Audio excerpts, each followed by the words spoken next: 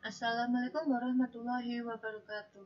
Perkenalkan, kami dari kelompok manajemen informatika Stikom Kendal Pagi. Nama saya Fitria Widi Astuti Anwar dan teman saya bernama Arfiandi Wayu Hapsoro dan Ahmad Eka Hanggani. Di sini saya ingin mempresentasikan materi prosedur audit sistem informasi.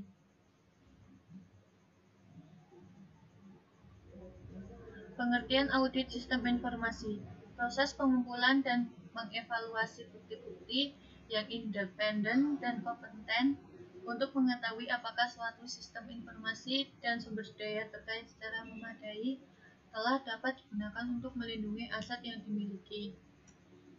Jika pelaksanaan audit di sistem informasi berbasis komputer dilakukan secara konvensional terhadap lingkungan PDE, seperti dalam sistem manual, maka cenderung tidak menghasilkan hasil yang memuaskan, baik oleh klien maupun auditor sendiri, bahkan cenderung tidak efisien dan tidak terarah. Untuk itu, seringkali dalam proses pengembangan sebuah sistem informasi akuntansi berbasis komputer melibatkan akuntan. Jika akuntan terlibat dalam desain sistem PDE sebuah organisasi, maka akan memudahkan pengendalian dan penelusuran audit ketika klien tersebut meminta untuk pekerjaan audit.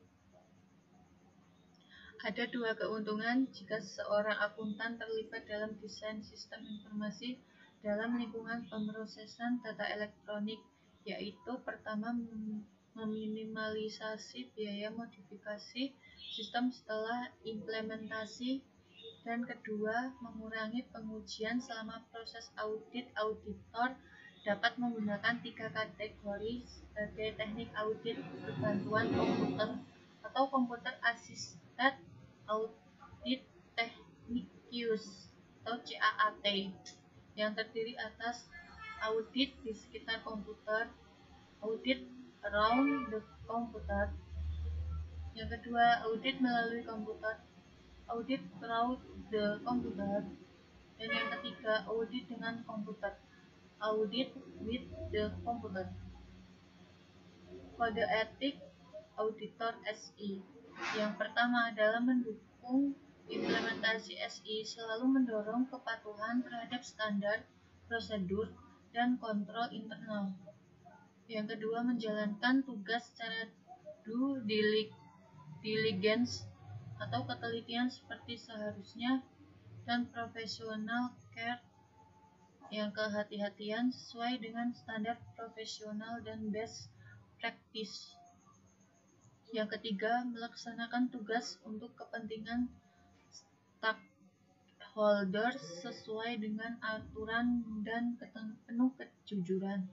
Keempat, menjaga privasi dan confidentiality, kecuali memang ada keharusan disclosure oleh ketentuan legal. Baik, materi selanjutnya akan dibacakan teman saya yang bernama Arfiandi Wayu Hapsoro.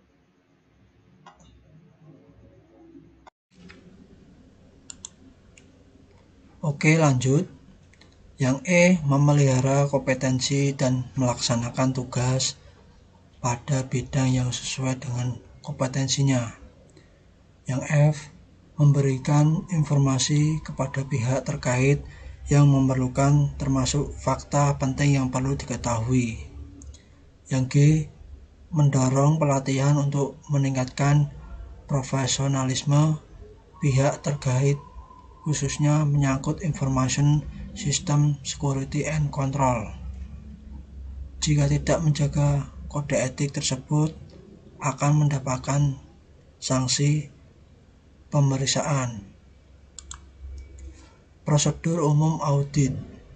Dalam melaksanakan tugasnya, auditor yang akan melakukan proses audit di lingkungan PDE mempunyai 4 tahapan audit sebagai berikut.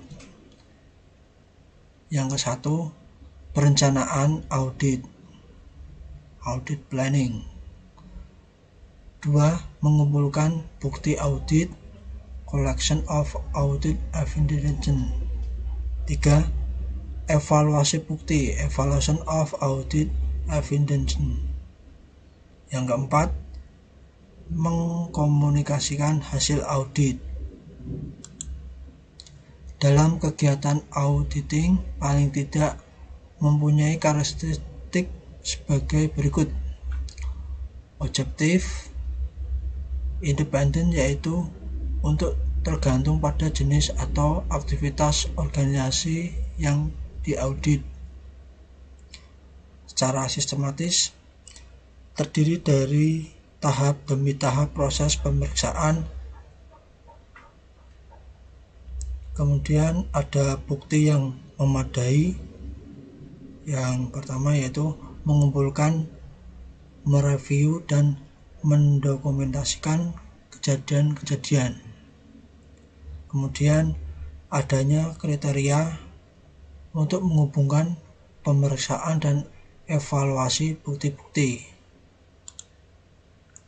Evaluasi bukti audit, audit evaluation, dilakukan dengan tujuan agar auditor dapat menarik kesimpulan dan mendapatkan keyakinan untuk dapat memberikan opini tentang kehandalan finansial statement maupun telah diselenggarakan good IT governance. Dalam audit SI berbasis TI, sistem yang dihadapi auditor lebih kompleks, rumit, dan keterkaitan antara subsistem makin terpadu sehingga untuk memudahkan dalam melaksanakan audit, maka salah satu guidelines yang dapat diikuti adalah breakdown sistem yang dievaluasi menjadi subsistem. Penugasan audit SI yang dapat dilaksanakan pada suatu organisasi, misalnya yang pertama, untuk mengidentifikasi sistem yang ada, inventory existing system, baik yang ada pada tiap divisi yang digunakan menyeluruh.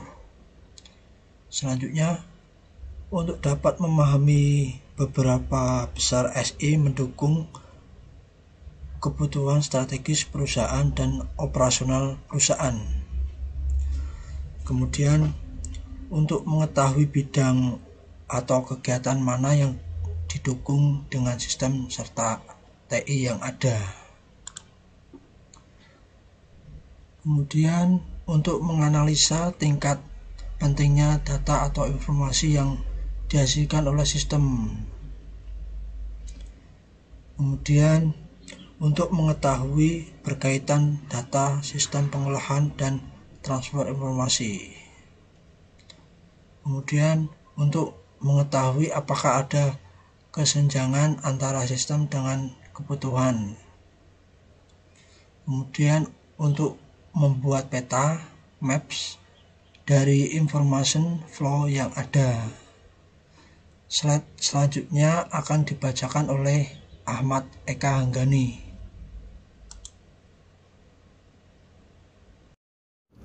Tahapan audit sumber CSAT atau review manual. Sasaran audit, tentukan sistem secara spesifik, fungsi atau unit organisasi yang akan diaudit. Jangkauan audit, identifikasi sistem secara spesifik, fungsi atau unit organisasi yang akan dimasukkan lingkup pemeriksaan. Rencana pre-audit, identifikasi kebutuhan keahlian teknik dan sumber daya yang diperlukan untuk audit. Identifikasi sumber bukti untuk tes atau review. Prosedur audit dan langkah pengumpulan bukti audit. Identifikasi dan pilih pendekatan audit. Identifikasi daftar individu untuk interview. Identifikasi kebijakan yang berhubungan dengan standar untuk interview. Mengembangkan instrumen audit dan metodologi pengujian. Prosedur untuk evaluasi. Organisasi sesuai kondisi dan situasi. Identifikasi prosedur evaluasi. Pelaporan hasil audit. Siapkan laporan yang objektif, konstruktif, dan menampung penjelasan audien. Standar dan panduan yang dikeluarkan ISACA. Pelaksanaan tugas audit bila menggunakan bahan bukti yang berasal dari pekerjaan auditor lainnya. Pentingnya bahan bukti audit, penggunaan alat bantu software audit, pemeriksaan pada SI yang di outsourcing ke organisasi lain. Hal-hal yang berkaitan dengan audit charter, konsep materialitas, pelaksanaan tugas dengan penuh kehati-hatian, dokumentasi dalam audit, pertimbangan yang berkaitan irregularities, audit sampling, dampak preventif is control, atau kontrol internal yang tersebar, keterkaitan dan independensi, penaksiran risiko dalam perencanaan, review sistem aplikasi, dampak organisasi IT control oleh pihak ketiga, independensi dan peranan auditor dalam bidang non-audit, tata kelola IT, irregularities dan illegal acts, ERP system review. B2C e-commerce review, SDLC review, internet banking, business process engineering project review, mobile computing, computer forensic, post implement review, business continuity plan atau BCP review, IT perspektif. Selain itu, is audit guidelines atau ISACA juga memberikan panduan tentang pentingnya kompetensi, prevensi, responsibility, authority, dan accountability, dan flow up activities. Sekian presentasi dari kelompok saya, kurang lebihnya saya mohon maaf yang sebesar-besarnya. Sekian dan terima kasih.